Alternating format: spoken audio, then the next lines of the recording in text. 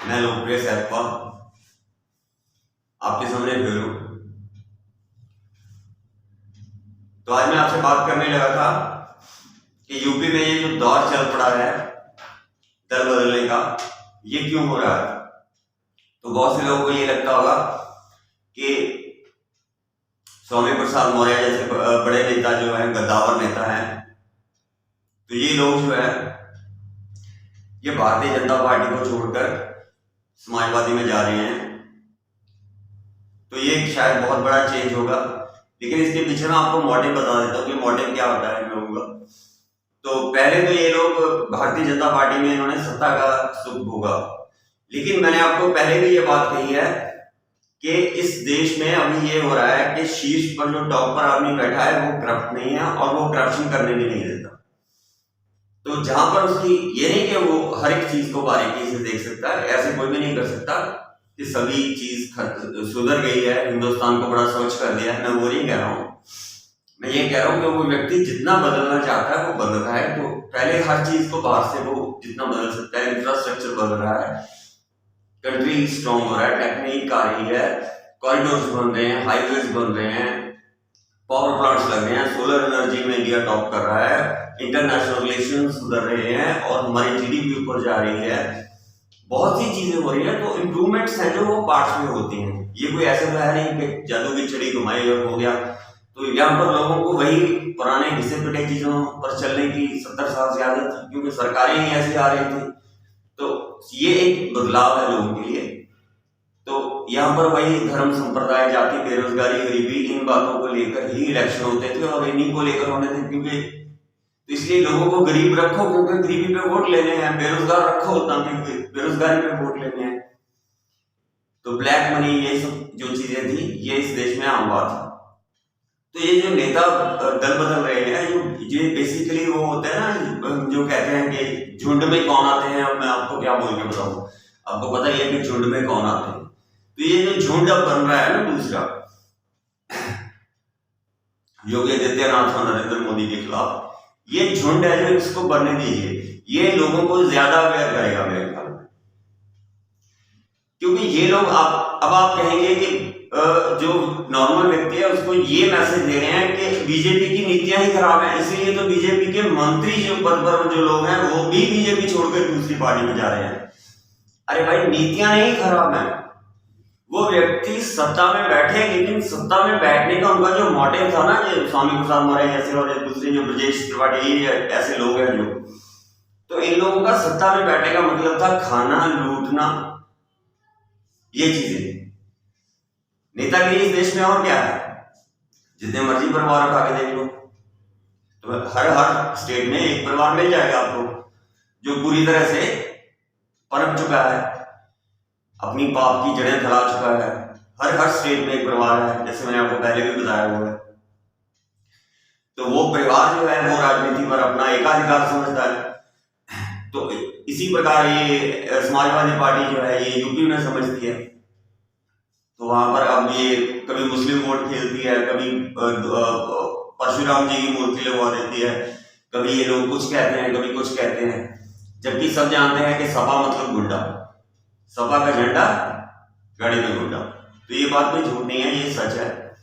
इस पर हजारों डॉक्यूमेंट्रीज और मूवीज बन चुकी है कि इतना क्राइम जो यूपी ने देखा है, शरेआम मार देना, ये कट्टे पिस्तौले, ये कहां से, ये किधर से निकली हुई है, ये सारी यूपी से निकली हुई है। यूपी जाना ही क्यों जाता था, आज यूपी डेवलपमेंट के लिए जाना जाता है। वहां पे डिफेंस कॉरिडोर है, नई यूनिवर्सिटीज बन रही है, हाईवेज बन रहे हैं, एयरपोर्ट बन रहे हैं, एम्स बन रहे हैं, मेडिकल जो इंफ्रास्ट्रक्चर है वो कितना बड़ा स्ट्रॉन्ग खड़ा हो गया है। उसके बाद रिलीजियस प्लेसेस जो है उनको डेवलप किया जा रहा है। तो डेवलपमेंट के नाम पर तो वो तो अंधे को भी दिखाई दे रहा है कि डेवलपमेंट बहुत ज्यादा हो रहा है। तो ये जो नेता है इनका खाना बंद हो गया, तो खाना बंद हो गया तो अब हर कोशिश मुमकिन करो कि किसी तरीके से इस आदमी को सत्ता से हटाओ। और यूपी हिंदुस्तान की सियासत में बहुत बड़ा पार्ट प्ले करती है, क्योंकि उसकी संसद में भी बहुत सीटें हैं। और सेकंड चीज है, जो यूपी का बदलाव है वो सीधा प्रभाव डालता है भारत के बदलाव पर। तो अगर यूपी में योगी हारते हैं तो मोदी को हराना आसान हो जाएगा, एक लहर उठ सकती है मोदी जी के खिलाफ। तो इस चीज को अपने ध्यान में रखिए कि ये जो पाले बदल रहे हैं ये बेसिकली ये एक तरह के चोर है। ये जो बेसिकली जा रहे हैं ना, ये अपनी असली औकात दिखा रहे हैं कि हम सत्ता में बैठे थे खाने के लिए, शोषण करने के लिए, अपने परिवारों को पालने के लिए, अपनी प्रॉपर्टी बनाने के लिए। लेकिन ये तो दोनों व्यक्ति, एक ऊपर प्रधानमंत्री बैठा है वो करप्शन नहीं करने देता, दूसरा चीफ मिनिस्टर बैठा है योगी आदित्यनाथ वो करप्शन नहीं करने देता, तो फ्यूचर क्या होगा? तो इनको लगता है कि जो लोग हैं ना वो इनकी पर्सनल प्रॉपर्टी है, कि हम खड़े हो जाएंगे तो हमारे पीछे लोग चलने लगेंगे क्योंकि हम इनके नेता हैं। तो कम से कम अब राष्ट्रवाद को अपने ध्यान में रखिए।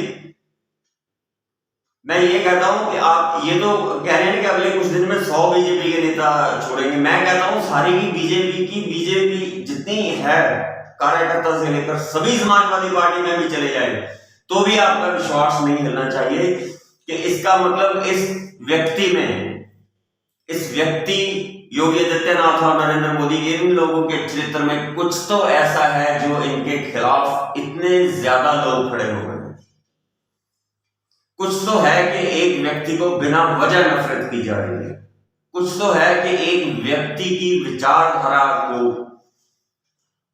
लोग जो है वो सम्मान करता है एक आम भारतीय नागरिक और जानता है कि उसके देश का नेतृत्व सही हाथों में है। उसके बावजूद ये दल बदलू जो है ये आपके देश की गंदगी साफ हो रही है, इसको होने दीजिए। बीजेपी से भी मैं यही कहना चाहूंगा कि ये आपकी पार्टी की गंदगी निकल रही है, इसको निकलने दीजिए। जितने खुश होकर जाते हैं इनको जाने दीजिए। इनको ये कि आपका पूरा सम्मान हम पहले भी करते थे अब भी करते हैं, लोगों को भी यही कहना चाहिए। लेकिन जब वोट देने का टाइम आए तो लोगों को सबक जरूर सिखाइएगा कि हम लोग जो है अब हमें ये बताने की जरूरत नहीं है कि राष्ट्रहित किस चीज में है, वो हम जानते हैं किस चीज में है क्योंकि हमें दिखाई देता है।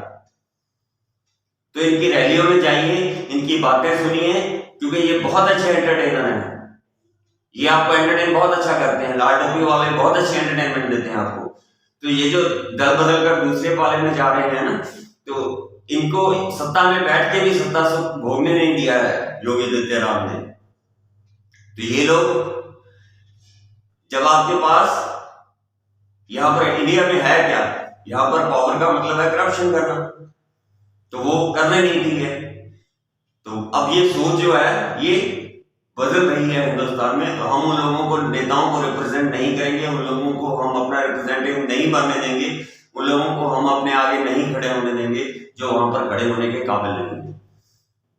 तो इन लोगों के मन में जो वहम है ना कि हमारे पीछे एक बहुत बड़ा समुदाय, एक वर्ग है और हमारे पीछे वो चलकर आएगा, नहीं, ये बात आप अपने ध्यान में रखिए कि ये लोग ना तो आपके कभी थे ना कभी आपके होंगे। ये लोग सिर्फ सेल्फ सेंटर्ड और बहुत ज्यादा स्वार्थी लोग हैं। इन लोगों से बच के रहिए। अभी तो कुछ भी नहीं है, अभी तो इलेक्शन का टाइम आ रहा है, अभी तो बहुत से नेता यहां से वहां भागेंगे। तो ये वो लोग हैं जिनकी कोई अपनी औकात नहीं होती, ना इनकी कोई विचारधारा होती है और ना ही इनके कोई प्रिंसिपल्स होते हैं। जहां गए वहां का झंडा उठा लिया, जहां गए वो उन्हीं के हक में बोल दिया। तो जब एक आदमी की राय मैं आपको बताता हूं कि हो सकता है ठीक है बदल जाए। अब भगत सिंह के बारे में हमारी राय कैसे बदल जाएगी? कभी बदल सकती है? नहीं बदल सकती, क्योंकि हम जानते हैं कि वो एक विचारधारा और इतनी ऊंची विचारधारा थी कि हमें ठीक है उसका सम्मान करना चाहिए।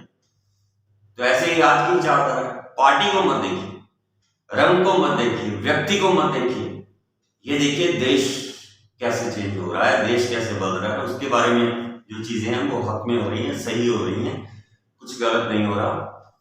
तो साथ दीजिए नरेंद्र मोदी जी का और योगी आदित्यनाथ जी का और इस देश को बदलने में अपना योगदान दीजिए। Thank you very much. जय हिंद।